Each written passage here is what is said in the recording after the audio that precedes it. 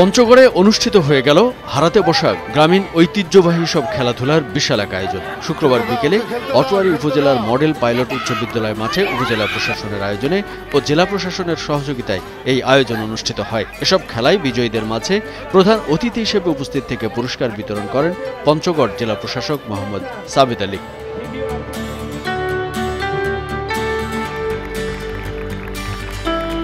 অনুষ্ঠানে উপজেলা নির্বাহী কর্মকর্তা শাফিউল মাসলুবিন রহমানের সভাপতিত্বে অনুষ্ঠিত উদ্বোধনী ও সমাপনী অনুষ্ঠানে উপস্থিত ছিলেন জেলা প্রশাসকের সহধর্মিণী শাকিলা পারভিন, পার্বতীপুর উপজেলা নির্বাহী অফিসার ফাতেমা খাতুন, উপজেলার সকল সরকারি দপ্তরের প্রধানগণ, সাবেক উপজেলা চেয়ারম্যান ও উপজেলা বিএনপির সাবেক সভাপতি আব্দুর রহমান, উপজেলা বিএনপির আহ্বায়ক AZM বজলুর রহমান জাহেদ ও জামাত ইসলামের আমির।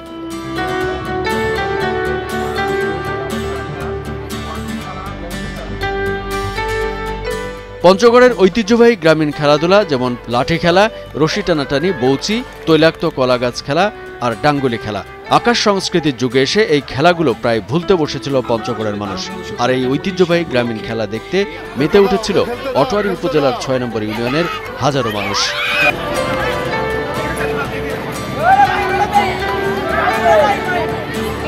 জেলা প্রশাসক মোহাম্মদ সাবিত আলী বলেন, আমাদের ঐতিহ্যবাহী গ্রামীণ খেলাধুলা, কৃষ্টি কালচার আমাদের পরবর্তী প্রজন্মের কাছে যেন হারিয়ে না যায়, সেজন্যই এই উদ্যোগ নেওয়া হয়েছে।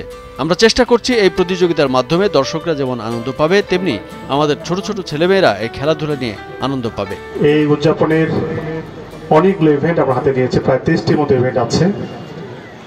সবগুলো ইভেন্টই আমাদের তরুণ তরুণীদেরকে উজ্জীবিত করার জন্য, তারা যে সুস্থ শরীর সুস্থ মন নিয়ে তারা বেড়ে উঠতে পারে, তাদের জন্য একটি সুন্দর পরিবেশ তৈরি করে দেওয়া, সুস্থ সংস্কৃতি বিকাশের ক্ষেত্রে তারা যে চর্চা করতে পারেন সেই ধরনের পরিবেশ সৃষ্টি করে দেয় আমাদের এই তারুণ্য উৎসবের লক্ষ্য।